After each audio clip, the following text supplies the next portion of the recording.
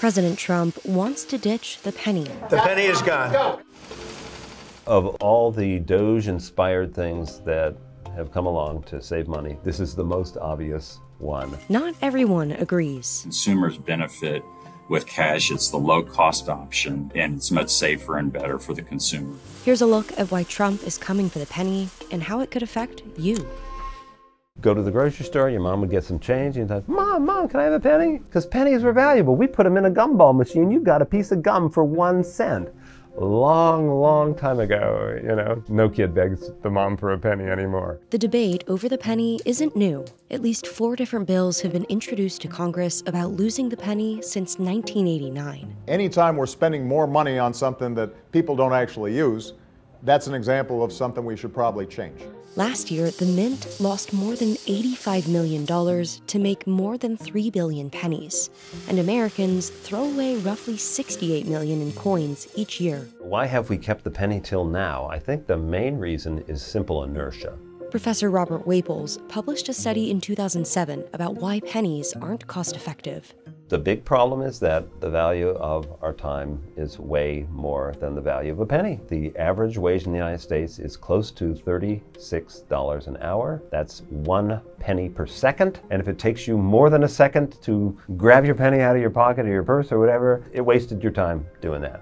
Advocates for the penny, like Mark Weller, dispute that claim. Debit and credit cards often take much longer than people paying with cash. You know, you've all sat there at the kiosk and, you know, debit or credit, is the amount right? Do you want to round up to charity? So to somehow suggest that cash is going to be slower, I think is a ridiculous argument. The argument against the penny has a lot to do with its seigniorage, which is basically the difference between how much it costs to produce coins versus how much they're actually worth. It costs the U.S. Mint nearly 3.7 cents to produce each penny in 2024, but the penny is still only valued at 1 cent. The coin has had a negative seigniorage for almost 20 years. And part of the reason for the increased production costs is that the metal, in this case zinc, has gotten more expensive. The inflation, which drives up the prices of everything, is driving up the price of making this metal. You know, they got to pay the workers, they got to buy the equipment to do the mining, whatever, and all those prices are getting higher, and so the cost of getting zinc keeps getting higher and higher. Countries like Canada have eliminated their versions of the penny in recent years.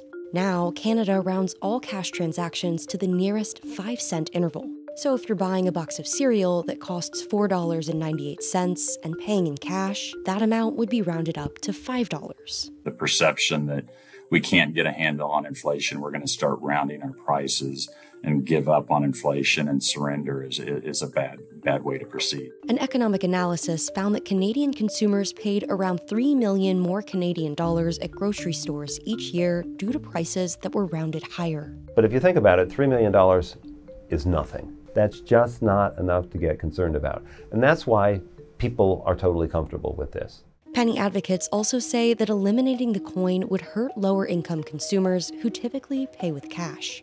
There are a large number of people in our economy that are unbanked or underbanked. These are people that don't have access to checking accounts and charge cards, and they're using cash predominantly. Credit card companies and others that have worked very hard to try to move people away from cash to credit and debit cards, right?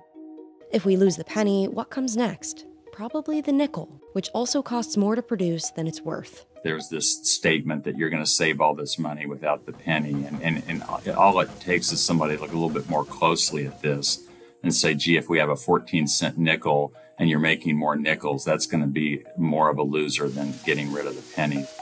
In order to actually stop the circulation of pennies, the Mint would have to stop producing them, and that requires Congress to get on board.